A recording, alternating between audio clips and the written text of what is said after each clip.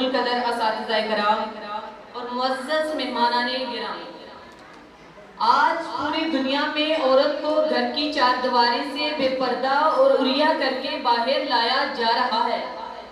اسے دفتروں میں کلرکی عطا کی جاتی ہے، اسے اجنبی مردوں کا پرائیویٹ سیکرٹری بنایا جاتا ہے۔ تجارت کو چمکانے کے لیے عورت کو سیل گرل اور ماڈل گرل کے طور پر پیش کیا جاتا ہے۔ اس کے ایک ایک عضو کو سرے بازار رسوا کر کے گاہکوں کو دعوت دی جاتی ہے، غرض یہ کہ عورت کو تجارتی اداروں کے لیے شو پیس اور مرد کی تھکن دور کرنے کے لیے بازاروں، دکانوں اور دفتروں پر تفریحی سامان کے طور پر پیش کیا جاتا ہے۔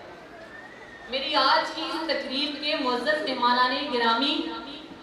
ان ناپاک اور مکروہ اقدامات کو شرافت کا لبادہ پہنانے کے لیے تحریک آزادی نسواں کا خوبصورت نام دے کر پروپیگنڈا کیا جاتا ہے کہ اسلام نے عورت کو گھر کی چار دیواری کے اندر قید کر رکھا ہے، اس کے حقوق پامال ہو رہے ہیں، اس کا استحصال کیا جا رہا ہے، اسے باہر نکل کر مردوں کے شانہ بشانہ کام کرنے چاہیے، اسے حکومت اور سیاست کے ایوانوں میں نمائندگی ملنی چاہیے۔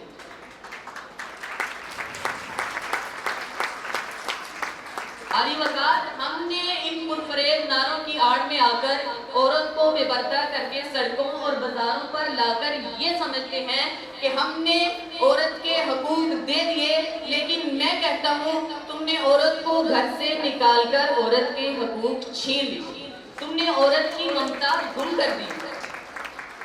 تم نے اس سے گھر کا کردار چھین لیا، تم نے بہن کے سر سے آنچل کھینچ لیا، تم نے بیٹی کو شفقت و محبت سے محروم کر دیا، تم نے عورت کے حسن کا تماشا بنا دیا، تم نے عورت کی جوانی کا کھلونا بنا دیا، تم نے اس کے جسم کو جنس ارزاں قرار دے دیا۔ عالی وقار، آج کے اس معزز ایوان میں یہ بات اجاگر کر دینا چاہتا ہوں کہ تم عورت کے حسن کو اجاگر کرنا چاہتے ہو، اسلام اسے زینت کا نشانہ بنانا چاہتا ہے۔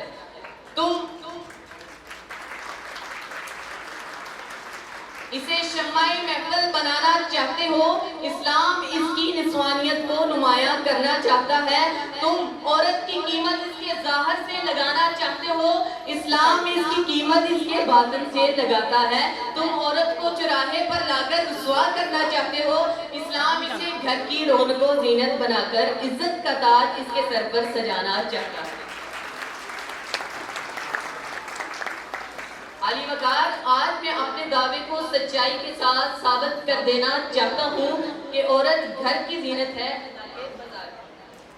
عالی وقار، اگر عورت بازار کی زینت ہوتی تو سرور کونین کی زبان اطہر سے یہ الفاظ جاری نہ ہوتے، المرأۃ عورۃ، المرأۃ عورۃ، المرأۃ عورۃ،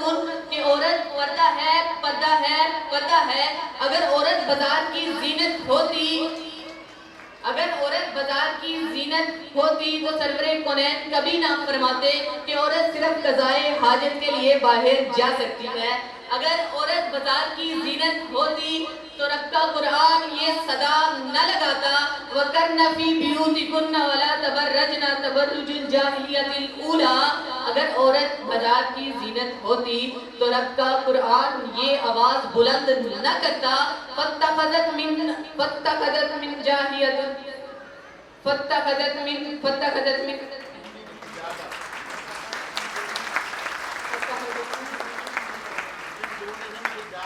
من دونهم حجابا فاتخذت۔ اگر عورت بازار کی زینت ہوتی تو رب کا قرآن یہ ارشاد نہ فرماتا، یا ایھا النبی قل لازواجک وبناتک ونساء المؤمنین یدنین علیہن من جلابیبہن۔ عالی وقار،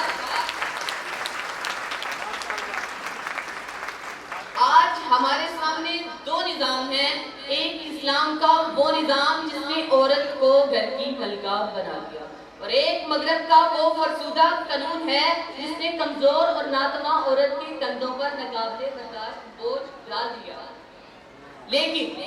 اس کے باوجود ہمارے بعض بھائی اپنی عورتوں کو مغربی نظام کی لپیٹ میں دے کر اسے ترقی کا زینہ، جدت پسندی اور آزادی نسواں کا نام دیتے ہیں۔ لیکن مسلمانوں یاد رکھو اس پر خدا کا غضب اور عذاب آخرت تو ہے ہی، لیکن دنیا کے اعتبار سے ایسی بے پردہ اور نافرمان عورتوں کے ہاں سلطان صلاح الدین ایوبی اور سلطان نور الدین زنگی جیسے گلاب نہیں کھلا کرتے۔ گھروں سے نکل کر بازاروں کی زینت بننے والی عورتوں کے ہاں ٹیپو سلطان اور محمد بن قاسم پیدا نہیں ہوا کرتے۔ میں اس شعر کے ساتھ اپنی گفتگو کو اختتام